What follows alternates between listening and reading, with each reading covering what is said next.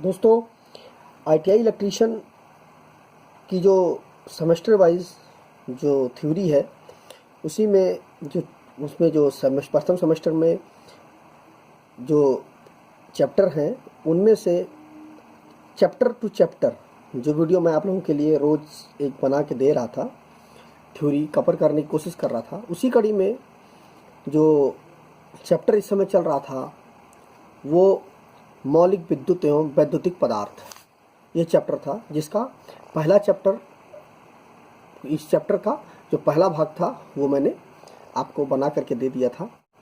अगर आपने उस वीडियो को नहीं देखा है तो डिस्क्रिप्शन में लिंक है, आप वहाँ पर जा करके उस वीडियो को देख सकते हैं।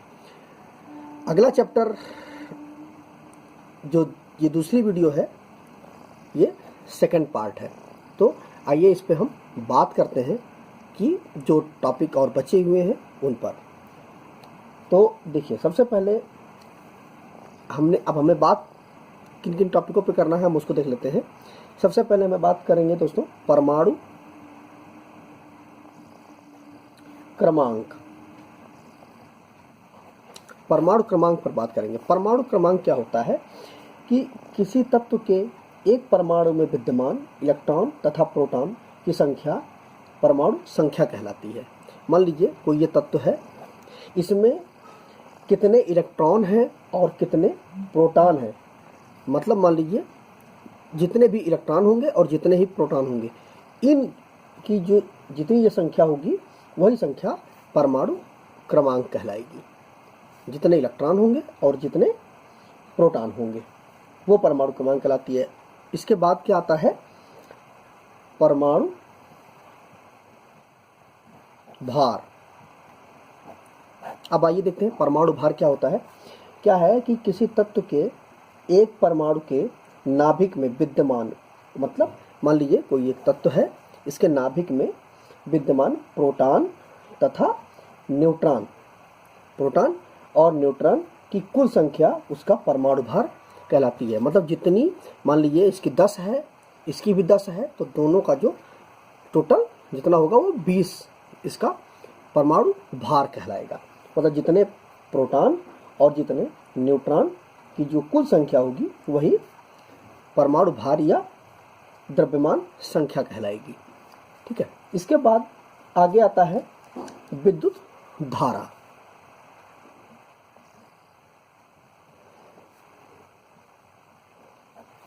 विद्युत धारा, इस पर आइए बात करते हैं। विद्युत धारा क्या होती है कि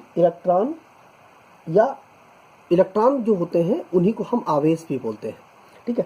तो आवेश के प्रवाह होने की दर विद्युत धारा कहलाती है। जो इलेक्ट्रॉन प्रवाह होते हैं, जो इलेक्ट्रॉनों के प्रवाह होने की जो दर होती है वही विद्युत धारा कहलाती है। तो विद्युत, इसको हम, मतलब जितने इलेक्ट्रॉन प्रवाहित होंगे वही विद्युत धारा कहलाएगी। इसका जो मात्रक, इसका प्रतीक होता है आई, होता है प्रतीक। अक्सर एग्जामों में पूछ भी लेता है कि विद्युत धारा का प्रतीक क्या होता है, वो आई होता है, और इसका जो मात्रक होता है वो ए होता है। तो मात्रक ए होगा और प्रतीक आई होगा। जो विद्युत धारा की जो चाल होती है वो प्रकाश की चाल के मतलब बराबर होती है। जितनी प्रकाश की चाल होगी, ये समझ लीजिए कि प्रकाश की चाल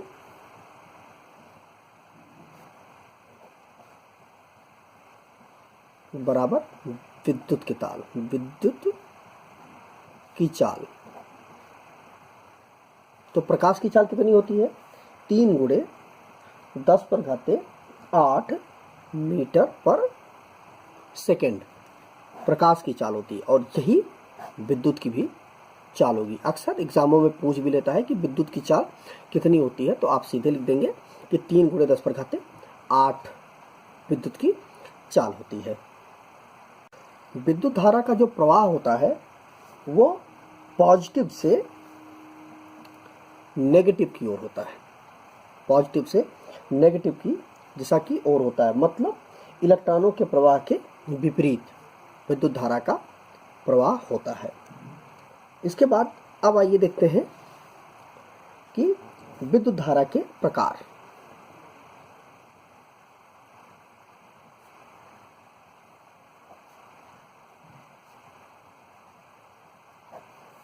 प्रकार।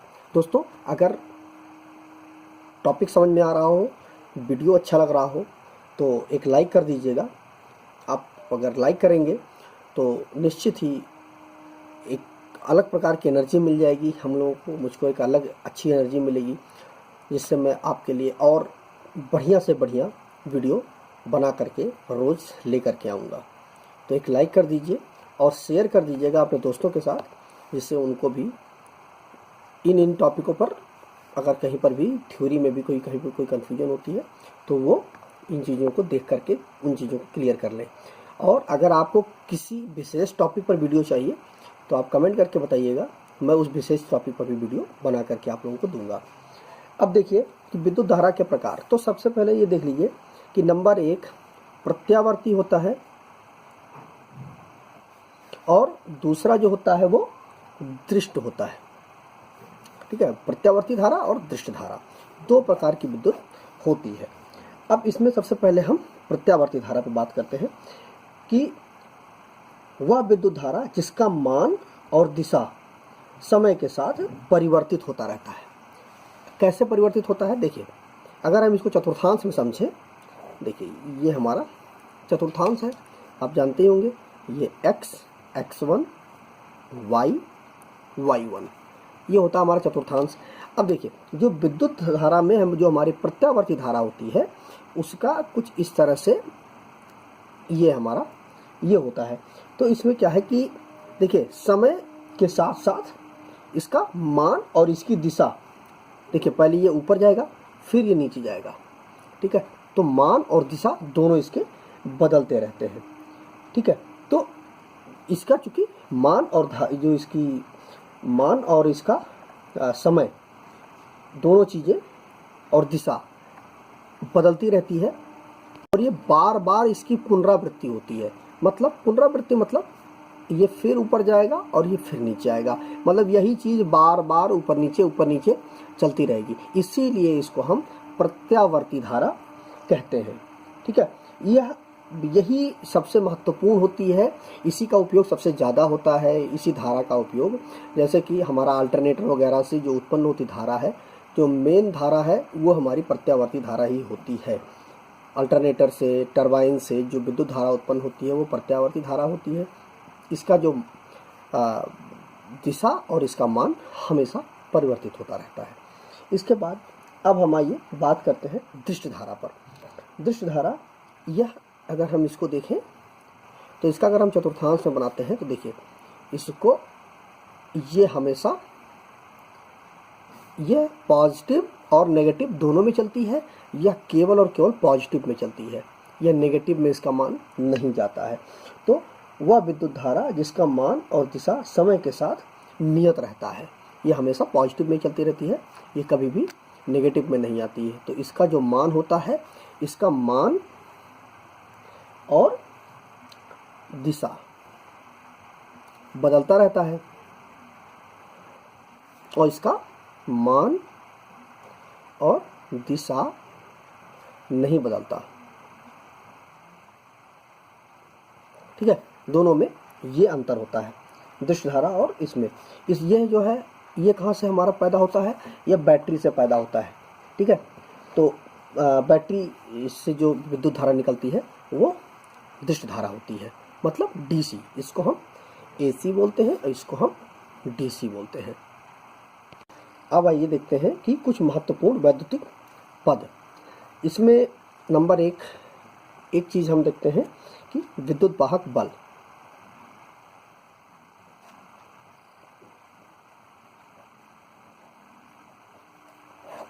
विद्युत वाहक बल ये क्या होता है कि किसी चालक में या किसी पदार्थ में विद्युत धारा को एक सिरे से दूसरे सिरे तक, मान लीजिए कि ये है, यहाँ से लेकर के यहाँ तक विद्युत धारा को प्रवाहित करने में जो बल की ज़रूरत होती है, जो पावर की ज़रूरत होती है, वही हमारा ईएमएफ होता है। ठीक है, मतलब जितनी भी हमको यहाँ से लेकर के यहाँ तक विद्युत धारा को प्रवाहित कराने में जितना ही हमको बल की ज़रूरत होती है वह हमारा विद्युत वाहक बल होता है। अब इसका जो विद्युत वाहक बल का जो प्रतीक होता है इसका, वो ई होता है और मात्रक वी होता है, वोल्ट। ठीक है, अगला है नंबर 2, विभवांतर।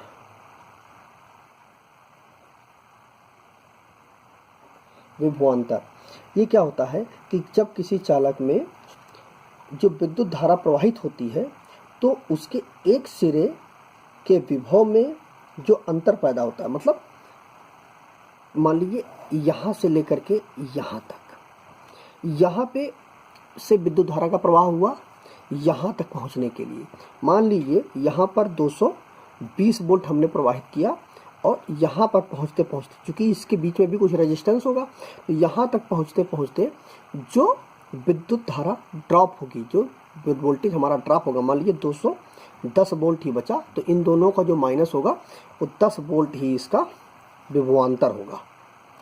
ठीक है, इसका जो प्रतीक होता है, प्रतीक, इसका प्रतीक होता है V, और इसका जो मात्रक होता है वो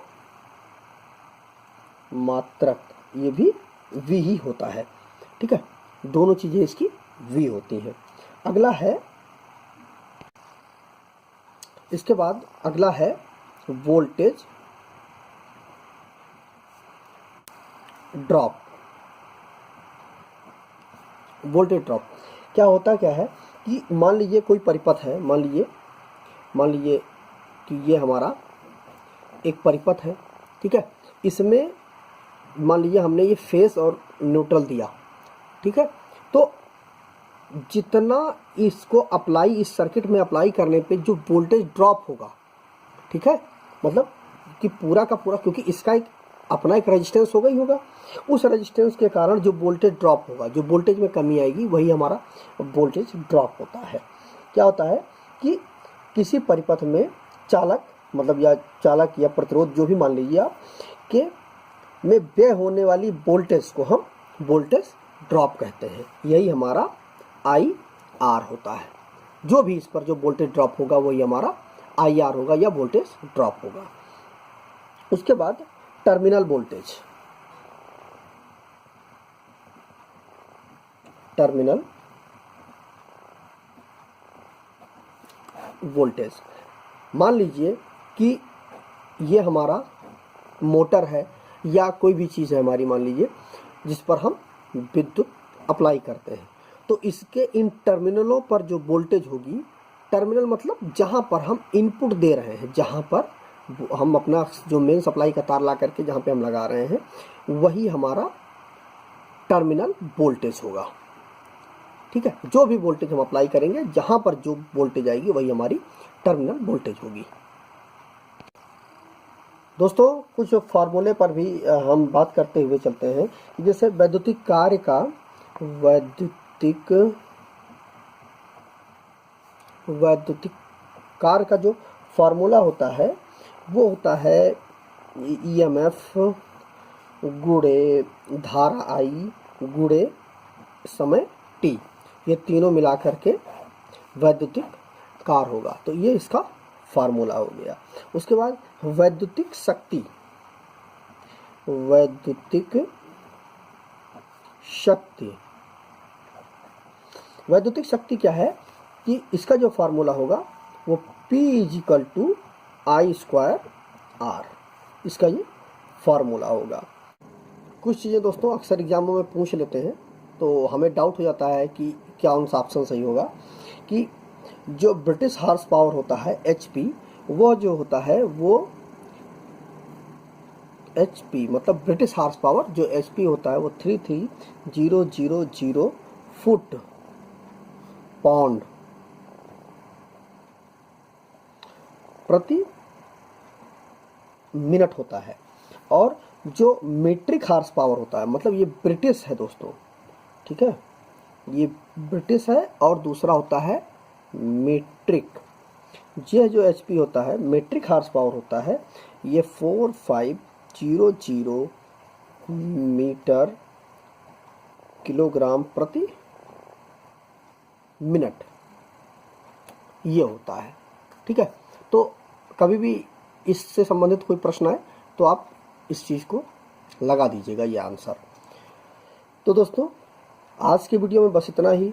अगर वीडियो अच्छा लगा हो तो वीडियो को लाइक कर दीजिएगा, शेयर कर दीजिएगा। इसके बाद अगला जो वीडियो मैं इस चैप्टर में जो और कुछ बचे हुए जो टॉपिक्स हैं उनको मैं कवर करूँगा। तो वीडियो को लाइक करिए, शेयर करिए अपने दोस्तों के साथ, और दोस्तों हो सके तो ज़्यादा से ज़्यादा चैनल को सब्सक्राइब करके बेल आइकन को जरूर प्रेस कर दीजिएगा। तो मिलते हैं एक नए वीडियो के साथ, तब तक अपना बहुत बहुत ख्याल रखें। जय हिंद, वंदे मातरम।